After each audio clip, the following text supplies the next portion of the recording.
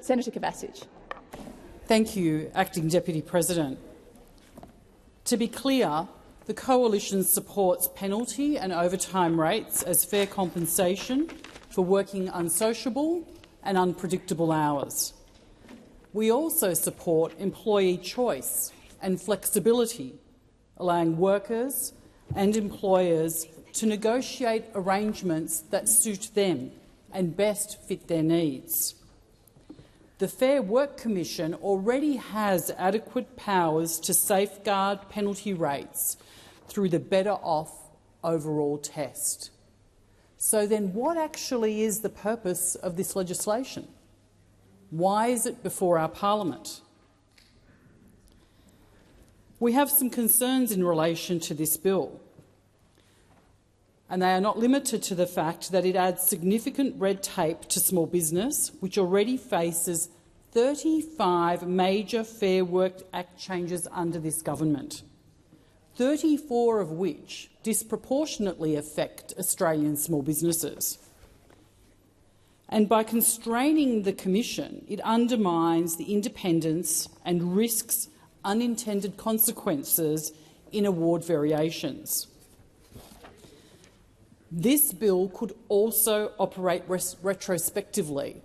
This is a question that we asked a number of times in the Senate inquiry hearings some 2 weeks ago, to seek clarity about the retrospectivity of this bill, which would create uncertainty and would expose employers to union-driven variations to existing awards, not to future agreements, but to existing awards.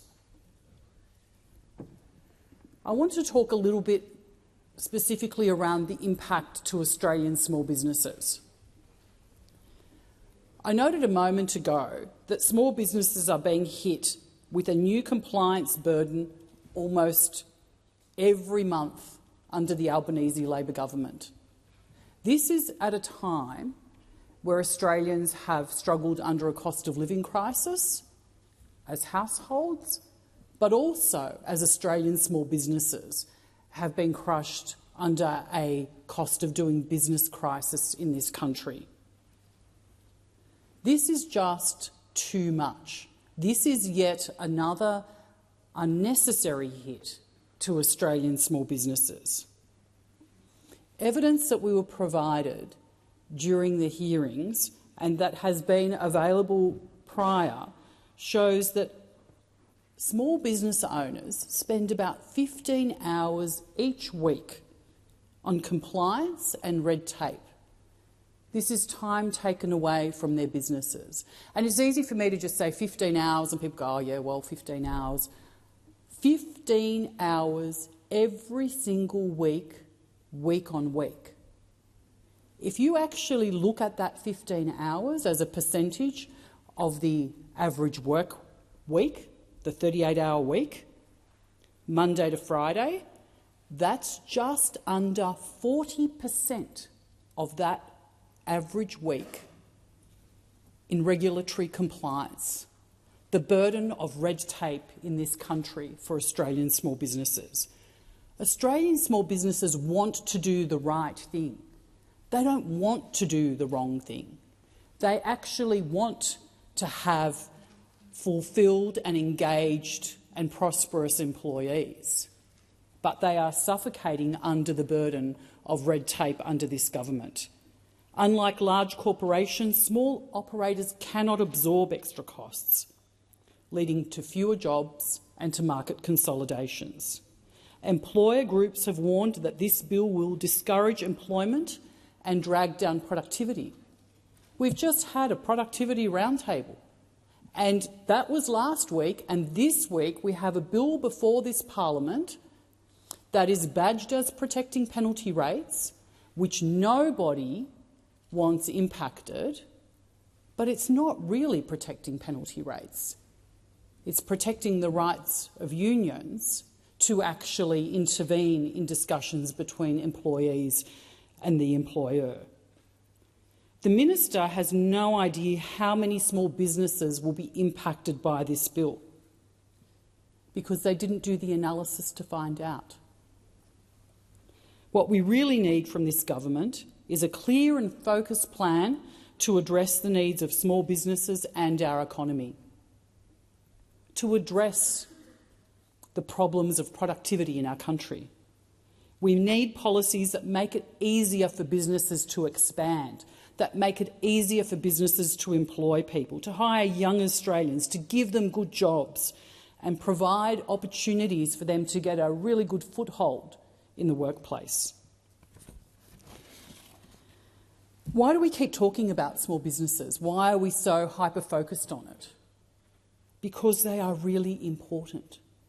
They are the cornerstone of our communities. They're not just economic units. They are family-owned. They are community-based. They support local jobs and community organisations. They are your local pharmacy, your dentist, your tradies, your mechanic, your tiler, your plumber, your electrician, your dentist, your hairdresser, your real estate agent, your local florist. They're all the different businesses that we go to in our communities that actually are such a cornerstone of everyday life. And yet, month after month under this government, we are impacting them. This bill removes choice for workers who may prefer higher base salaries and stability in their income, or flexible arrangements over fluctuating penalty rates. Employees should be able to choose what works best for them. This bill could also, worryingly, limit work-from-home flexibility, with employers forced into intrusive monitoring to meet record-keeping rules. Work from home is such an important part of modern working, particularly in a cost of living crisis. To introduce legislation that may potentially make it harder for employers to allow their employees to work from home should give us pause. This is not about being opposed to penalty rates. We support penalty rates, but we support the right to choose and the right to choose the flexibility that matters to you. Many workers prefer the stability of a higher and more consistent base salary. It helps with budgeting, with growing superannuation, borrowing capacity and avoiding income volatility in Centrelink payments. I've had a number of women reach out to me about these issues over time. They highlight the problems with reporting their earnings to agencies such as Centrelink and the Child Support Agency, where fluctuating penalty earnings make those assessments and those estimations irregular, often creating a debt burden. Employees should have the freedom to choose pay structures that best suit their circumstances. By forcing a one-size-fits-all framework, the bill locks employees out of arrangements that might better suit them, that might better suit their families, that might better suit what it is that they are looking to do. And even if the majority of employees want a particular arrangement, the Commission is prevented from approving it if any hypothetical worker might at some point be worse off under the terms of this bill. This denies employees the ability to strike a balance between financial security and workplace flexibility. I asked a question around this in our inquiry a couple of weeks ago to one of the witnesses, Professor Chris Wright, specifically around the impacts to people who prefer a steady base versus the fluctuating impacts of penalty rates, a higher base that they negotiate with their employer. And Professor Wright, and I'll read from the dissenting report, Professor Chris Wright acknowledged that these non-wage benefits are real, but argued that they are not typically considered by the Fair Work Commission, which focuses on objective measures like pay, rather than subjective measures like flexibility or stability of income, And I quote, these are his words, "Things like working from home arrangements are harder to take into account. The other aspects you mentioned in terms of pay versus social security payments are harder to take into account of, partly because of the subjective value in some cases and also the matters that go beyond the Fair Work Commission's remit in terms of those social security dimensions." So what does that mean? These things are not being taken into account because we're looking at the dollar value only. We're not looking at the benefit of flexibility, the security of that stability, the right to make a choice about something that works best for you and your family.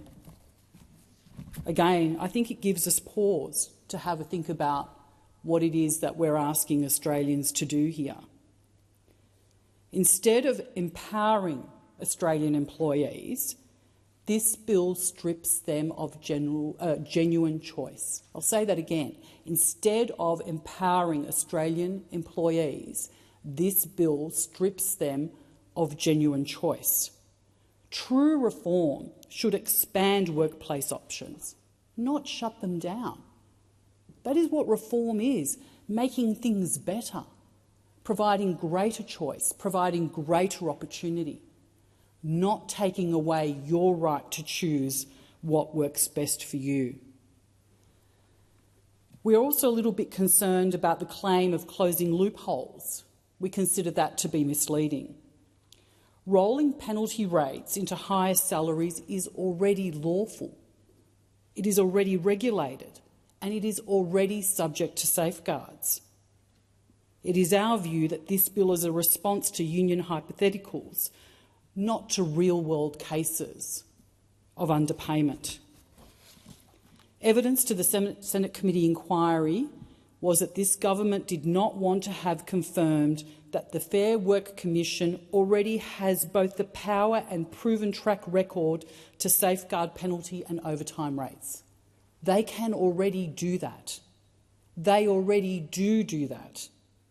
The Fair Work Commission is not only empowered, but it is required under Section 134 of the Fair Work Act to maintain a fair and relevant safety net for employees. That means that they have to take into account the need for penalty rates for unsociable hours, the need for penalty rates for people who work weekends, the need for penalty rates for people who work at night, the need for penalty rates for people who work on public holidays. And so they should. In practice, the Commission has consistently upheld penalty rates. The protections are already in place and they work. But instead of trusting the independent umpire, the bill predetermines outcomes, removing the Commission's discretion. In our view, this weakens the independence and expertise of the Commission, which should be upheld.